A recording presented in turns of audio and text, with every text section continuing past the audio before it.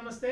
ఈరోజు 8th క్లాస్లో ఏదైతే ముఖ్యమైన టాపిక్ హిస్టరీలో మనకి ఇచ్చాడు అదేంటంటే బ్రిటిష్ వారి కాలంలో వాణిజ్యం వ్యాపారం అట్లాగే ఎలా ఎందుకు ఎప్పుడు అనే పాఠ్యాంశం మనకి ఇందులో ముఖ్యమైనటువంటి బిట్స్ అనేది అనాలిసిస్ చేసుకుందాం. ముందుగా ఫస్ట్ క్వశ్చన్, భారతదేశానికి సముద్ర మార్గాన్ని కనుగొన్న మొదటి యూరోపియన్ దేశం ఏది అన్నాడు. సో భారతదేశానికి సముద్ర మార్గం కనుగొన్నది ఎవరంటే వాస్కో డి గామా. ఆ వాస్కో డి గామా ఏ దేశానికి చెందినవాడంటే పోర్చుగల్ లేదా పోర్చుగీస్ అని పిలుస్తాం కాబట్టి Portugal. Next one, Vasco da Gama 1498వ సంవత్సరంలో భారతదేశానికి మొదటిసారిగా సముద్ర మార్గాన్ని ఏ ప్రాంతాన్ని చేరుకున్నాడని ఇచ్చారు. సో పేరు వాస్కో డి గామా, సంవత్సరం 1498, దేశం పోర్చుగల్ లేదా పోర్చుగీస్. ఏ ప్రాంతాన్ని చేరుకున్నాడు మొదటిసారిగా భారతదేశంలో అంటే కాలికట్ అనే ప్రాంతానికి చేరుకున్నాడు. ఈ కాలికట్ అనే ప్రాంతము కేరళలో ఉంది. ఇది ఒక question. Next, English East India Company ఏ సంవత్సరంలో స్థాపించబడింది? 1600. ఈస్ట్ ఇండియా కంపెనీ ఏ సంవత్సరంలో స్థాపించబడింది అంటే 1600, 1602, 1664, 1500 ఇచ్చాడు. ఇంగ్లీష్ ఈస్ట్ ఇండియా కంపెనీ, దీన్నే ఈఐసి అంటాం. ఈస్ట్ ఇండియా కంపెనీ ఇంగ్లాండ్లో లండన్ నగరంలో స్థాపించారు. ఏ సంవత్సరంలో అంటే 1600 సంవత్సరంలో స్థాపించారు. గుర్తుపెట్టుకోండి, EIC full form East India company. East India కంపెనీని ఎక్కడ స్థాపించారంటే ఇంగ్లాండ్ రాజధాని లండన్లో స్థాపించారు. ఏ సంవత్సరంలో స్థాపించారంటే 1600లో స్థాపించారు. ఈస్ట్ ఇండియా కంపెనీ యొక్క ముఖ్య ఉద్దేశం ఏంటంటే భారతదేశంలో అలాగే తూర్పు ఆసియా ఖండంలోని ఏవైతే దేశాలు ఉన్నాయో, ఏవైతే దేశాల్లో ప్రముఖమైనటువంటి వస్తువులు లభిస్తాయో, ఆహార పంటలు అవ్వచ్చు, వాణిజ్య పంటలు అవ్వచ్చు, ఇలాంటివి ఏవైతే లభిస్తాయో వాటితో వ్యాపారం చేసి ఎక్కువగా ఆదాయాన్ని సమకూర్చుకోవాలని ఈ వాణిజ్యం పరంగా, ట్రేడ్ పరంగా దీన్ని ఏర్పాటు చేస్తారు ఈస్ట్ ఇండియా కంపెనీని. ఇది ఒక క్వశ్చన్. ఆన్సర్ 1600. ఈస్ట్ ఇండియా కంపెనీకి తూర్పు దేశాలతో వ్యాపారం చేసుకోవడానికి ఏ రాణి రాయల్ చార్టర్ని అనుమతించింది అంటే గుర్తుపెట్టుకోండి, మనకి ఎవరి కాలంలో ఈస్ట్ ఇండియా కంపెనీకి అనుమతిని కల్పించారంటే ఆమె ఎలిజబెత్, రాణి ఎలిజబెత్ కాలంలో మనకి ఈ అనుమతిని ఇవ్వడం జరిగింది. రాణి ఎలిజబెత్, అందులో రాణి ఎలిజబెత్ మనకి 1 గా చెప్పాలి, ఎలిజబెత్ 1. భారతదేశంలో బ్రిటిష్ వారు తమ మొదటి శాశ్వత వర్తక కేంద్రాన్ని ఎక్కడ స్థాపించారు? Very very important. బ్రిటిష్ వారి యొక్క మొట్టమొదటి వర్తక స్థావరం ఏదంటే గుజరాత్లో ఉన్న సూరత్. గుజరాత్లో ఉన్న సూరత్ ప్రాంతంలో మొట్టమొదటిసారిగా మనకి ఇక్కడ వాళ్ళ యొక్క కోటను లేదా ఒక పారిశ్రామిక వర్తక కేంద్రాన్ని ఏర్పాటు చేసుకున్నారనమాట. ఇక్కడ కోట అంటే అర్థం ఏంటంటే ఫ్యాక్టరీస్ అంటారు.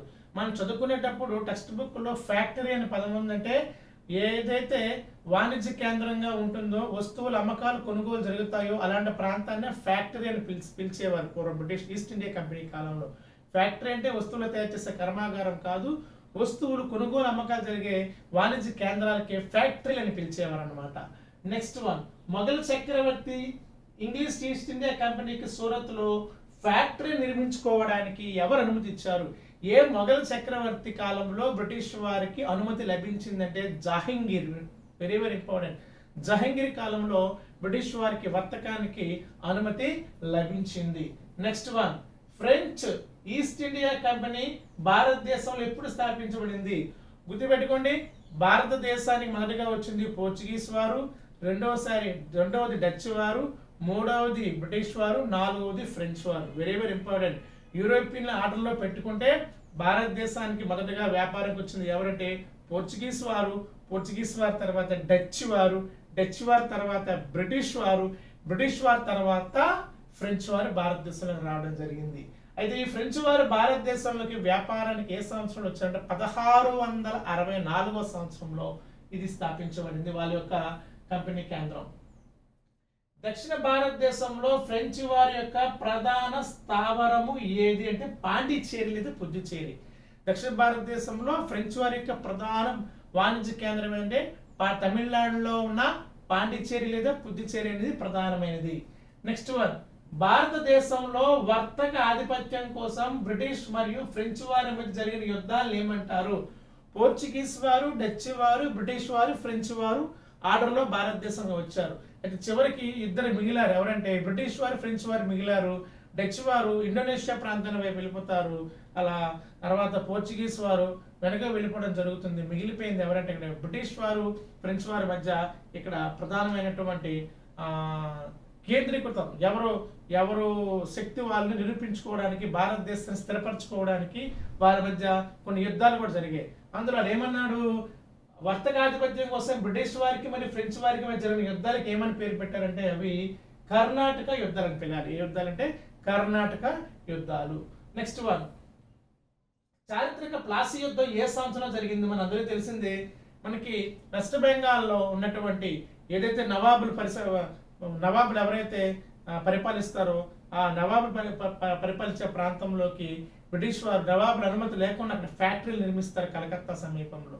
దీంతో నవాబుకి కోపం వచ్చి బ్రిటిష్ వారిని బంధించి ఒక చీకటి గదిలో బంధించి వాళ్ళని చంపేస్తాడు అక్కడ బెంగాల్ నవాబు.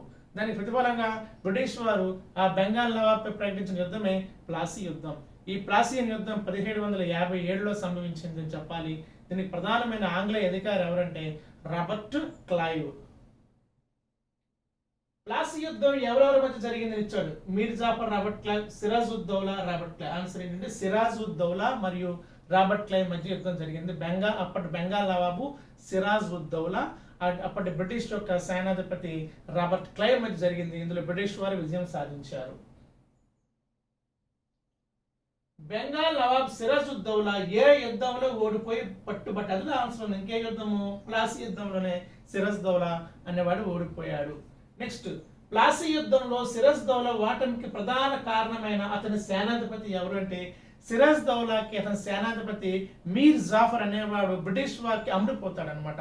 బ్రిటిష్ వారికి అమ్ముడిపోవడం వల్ల మీర్ జాఫర్ బ్రిటిష్ వారికి హెల్ప్ చేయడం వల్ల ఈ యొక్క సిరాజుద్దౌలా యొక్క సైన్య యొక్క బలహీనతలు వాళ్ళకి అందించడం జరుగుతుంది. ఎవరు? మీర్ జాఫర్ అనే ఎవరికి సేనాధిపతి అంటే సిరాజుద్దౌలాకి సేనాధిపతి. సో ఈ మీర్ జాఫర్ వల్ల సిరాజుద్దౌలా ఓడిపోయినట్లు ఇక్కడ మనకి గుర్తుపెట్టి, అతని పేరు ఏంటంటే మీర్ జాఫర్ అని ఇచ్చాడు సేనాధిపతి. బక్సర్ యుద్ధం ఏ సంవత్సరంలో జరిగింది? Very very important. ప్లాసీ యుద్ధం 1757, బక్సర్ యుద్ధం 1764లో జరుగుతుంది. బక్సర్ యుద్ధం తర్వాత ఈస్ట్ ఇండియా కంపెనీకి బెంగాల్, బీహార్, ఒరిస్సాలో ఏ హక్కులు వచ్చాయి అంటారు. సో బ్రిటిష్ వారి సామ్రాజ్య స్థాపనకి పునాది ప్లాసీ యుద్ధం.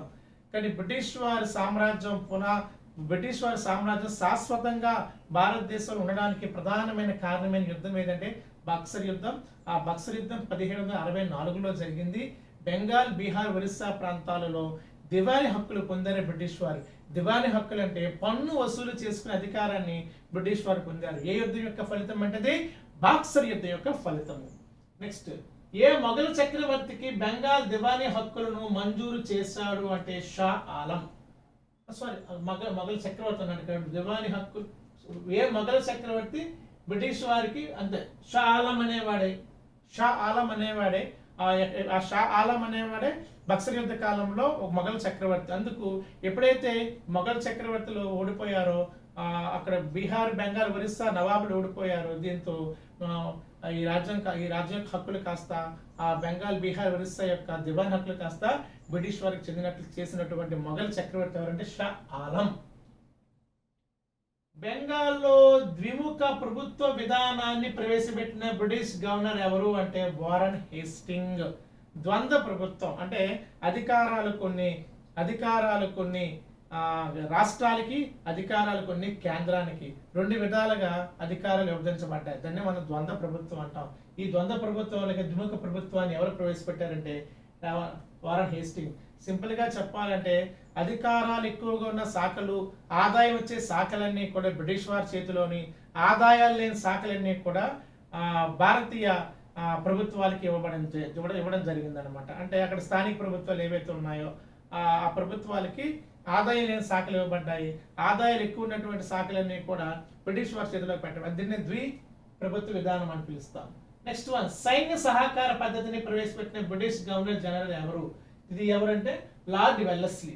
లార్డ్ వెల్లెస్లీ అనేవాడు సైనిక సహకార పద్ధతిని ప్రవేశపెట్టాడు.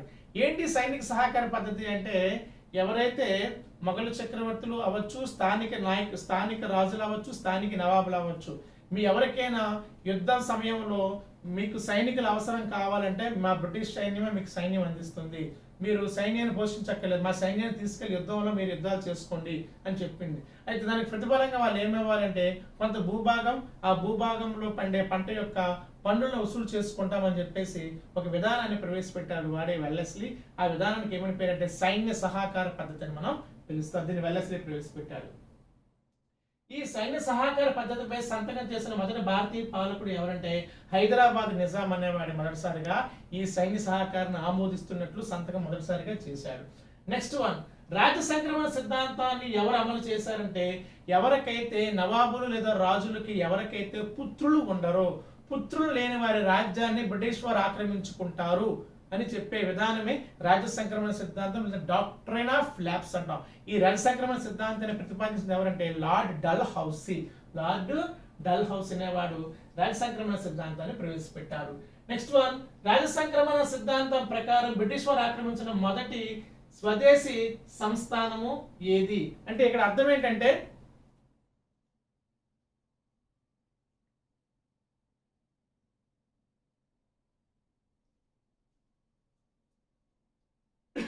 తర్వాత రాజ్య సంక్రమణ సిద్ధాంతం ప్రకారం బ్రిటిష్ వారు ఆక్రమించిన మొదటి స్వదేశీ సంస్థానం ఏది అన్నారు. సో మొట్టమొదటి స్వదేశీ సంస్థానాన్ని అతను ఏం ఆక్రమించుకున్నారు బ్రిటిష్ వారు అంటే పుత్రులు లేని మగ సంతానం లేని రాజుల యొక్క రాజ్యాలను ఆక్రమించుకోవడమే రాజ్య సంక్రమణ సిద్ధాంతం యొక్క ప్రధాన ధ్యేయం.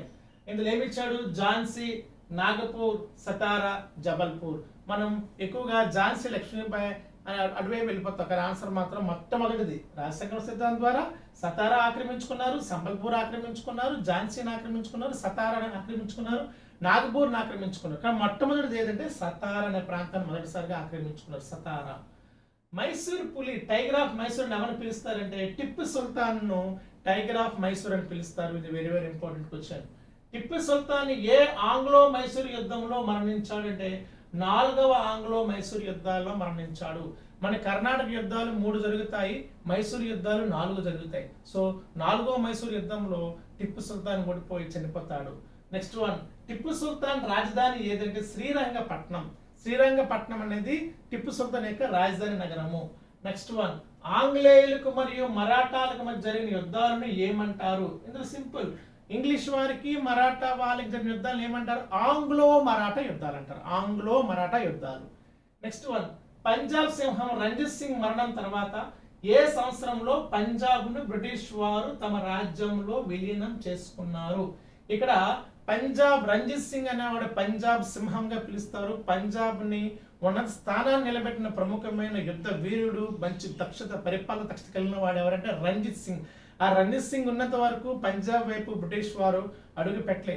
ఎప్పుడైతే రంజిత్ సింగ్ మరణించాడో ఇక బ్రిటిష్ వారు ఆ పంజాబ్ రాజ్యాన్ని కూడా ఆక్రమించుకున్నారు. ఏ సంవత్సరంలో అంటే 1849లో ఆక్రమించుకున్నారు.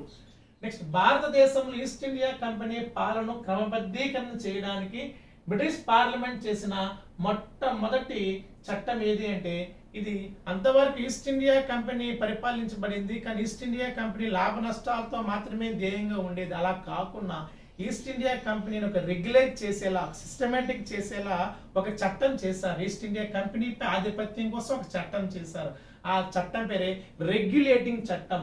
ఈ రెగ్యులేటింగ్ చట్టం అనేది మనకి 1773లో రెగ్యులేటింగ్ చట్టం చేయబడింది ఈస్ట్ ఇండియా పర్యవేక్షణ కొరకు. Very very important.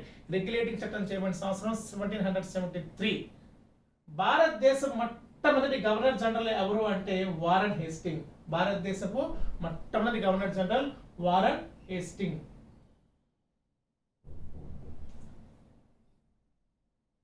నెక్స్ట్, దీన్ని యాక్చువల్గా 2 రకాలు అడుగుతారు. యాక్చువల్గా ఇక్కడ 2 రకాల పదాలు మనం చూసుకోవాలి. యాక్చువల్ 2 ఆన్సర్లు ఇందులో ఉన్నాయి. ఎట్లా అంటే మొదటి బెంగాల్ గవర్నర్ అని అడగాలి. బెంగాల్ గవర్నర్. మొదటి బ్రిటిష్ గవర్నర్ జనరల్. గవర్నర్ అనాలి ప్లస్ జనరల్ అనాలి. సో ఇక్కడ ఆన్సర్ అయితే యాక్చువల్గా మొదటి బ్రిటిష్ గవర్నర్ జనరల్ ఎవరంటే lord William Bentinck. Bengal governor అంటే మాత్రం మొదటి బెంగాల్ గవర్నర్ జనరల్ ఎవరంటే మాత్రము మనము వారన్ హేస్టింగ్ రాయాలి. సో ఇక్కడ చూసుకోండి, భారతదేశ మొదటి గవర్నర్ జనరల్ అన్నారు కాబట్టి విలియం బెంటిక్ రాయాలి. ఇక్కడ భారతదేశం కాకుండా మొదటి బెంగాల్ గవర్నర్ జనరల్ ఎవరు అడిగితే మాత్రం మనం ఏం రాయాలంటే వారన్ హేస్టింగ్ రాయాలి. బెంగాల్ గవర్నర్ అనే పదం వస్తే వారన్ హేస్టింగ్. భారతీయ బ్రిటిష్ గవర్నర్ జనరల్ మొదటి వాడు ఎవరంటే మాత్రం విలియం బెంటిక్ రాసుకోవాలి మనం. ఇది నెక్స్ట్ వన్.